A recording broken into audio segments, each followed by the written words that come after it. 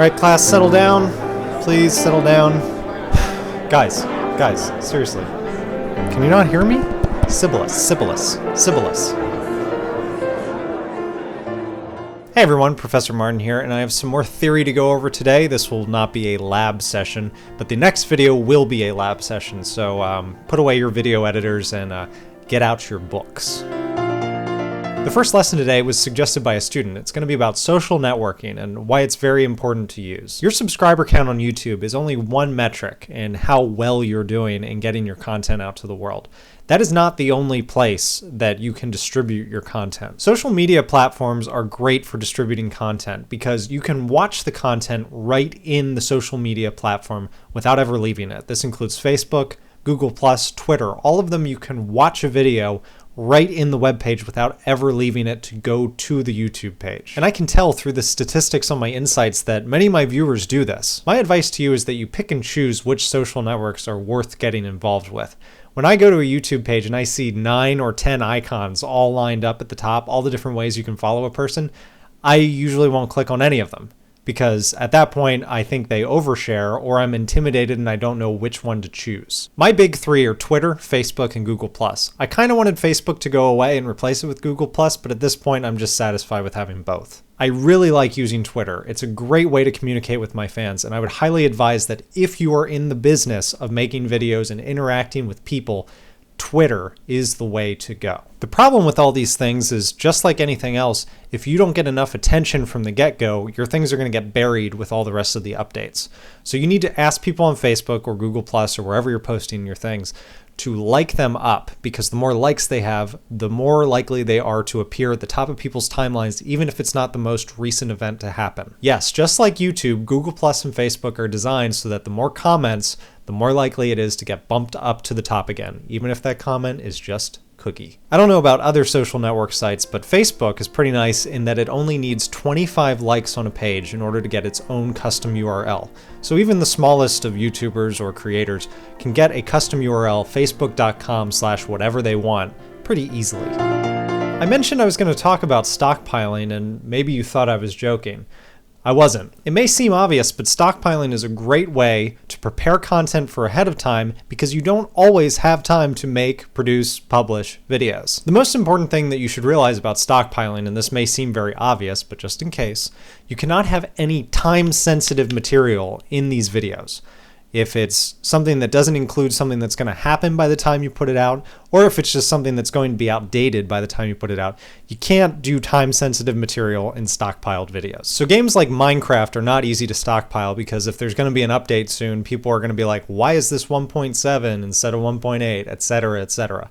But other video games, established video games that have been finished, if you're doing a Let's Play or something, there's no reason to not try and get ahead so that you can continue to release content on a regular basis, because nothing in the game, nothing about it is going to change by the time you publish the next episode. For Gordon Freeman Speaks, my Half-Life 2 Let's Play that I'm currently working on, I'm trying to stay at least 1, hopefully 2 episodes ahead at all times. That way, if I get to a week where I'm just too busy to do any work on it, it doesn't matter. I can continue to post the videos that I already have, and I can get ahead when I have the time. I also stockpile my drum videos. I produce 6, 7, or 8 drum covers all at once, then I edit them, I put them in a folder, and I upload them over a period of 2 weeks. I stockpile vlogs. Sometimes I have an idea for something I want to talk about in a vlog, and it doesn't have anything to do with anything. It doesn't have anything to do with what's currently going on. It doesn't have any news. It doesn't have anything to it. So I'll just go ahead and record it, and maybe I've already uploaded a vlog that day, so I'll just put it off. And maybe the next day I still have news, so I make another vlog and I just put it off again. Eventually there will be a day that I'll be like, I don't have anything to say. That's what that video is for. So think about that. Think about ways that you can make videos ahead that don't have any time-sensitive material, that maybe if you're just in the mood to make a video but you don't know what to do with it, just save it for later. And speaking of in the mood to make a video, you need to be in the mood to make a video. I have rushed videos. I have forced videos out of myself that I was not prepared to make, and I just did it anyway. And I can tell, when I watch them back, I can tell that it is a forced effort, and I'm not having the kind of fun that I would like to be having. And if I can tell, other people can tell. And I've seen that with other creators, other people that I watch. If you're not in the mood to make a video, maybe you shouldn't make a video. But the opposite is also true. If you're in the mood to make a video, sit down and make a video, because you're never going to have a better time than when you're in the mood. The episode of Now You Know About the Pretzel, I'll link it in the info, I didn't have any plans to make that. I had an idea that I wanted to do a Now You Know About the Pretzel, but one day I just sat down at the computer and I decided to look it up just for the heck of it. 10 minutes later, I was making the video. 15 minutes later after that, I was done with the video. Half an hour after that, the video was online. It can happen. One of the reasons you may force yourself to try and make a video is your fans. Your fans might ask you where the next part of whatever is, or when you're going to get back to blah, blah, blah. And this is a balancing act. You have to decide, do you produce a video that you're either not in the mood or not ready to make, but people want? Or do you put it off, wait until you're in a better mood and produce a better video and just make people wait? If you know me, I make people wait. I'm not saying that's the best strategy, but it's the one that I use most often.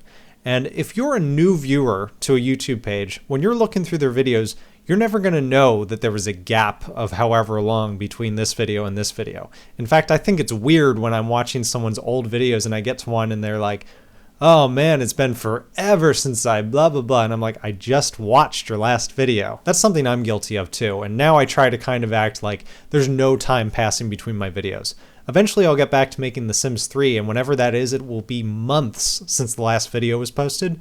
I'm not going to pretend like there was any time. I'm just going to keep going. As I said at the top of the episode, the next video that Professor Martin uploads will be a little bit of editing tricks, a little bit of sound mixing stuff. And after that, I'm going to actually workshop some of those videos I talked about. I will go back and look at all the videos that people have submitted to me. I'll probably pick 2 or 3 and I'll just point out some major things that I would have changed about them. It's not too late to get your video into the pool, so if you're interested in me looking at your video, leave it as a video response to this video and I'll be sure to take a look at it. I also promise that in the near future I will do a complete episode on how I do my clone effects. It's not going to be any After Effects kind of special effects, it's just going to be cropping and dealing with color balance and light balance, which is I think what a lot of you are going to run into when you're trying to crop clones into your frames. If you have any other suggestions for future episodes, please leave questions and comments. Please like this video so that others may also learn to make better videos. And that's all I got for you. Class dismissed.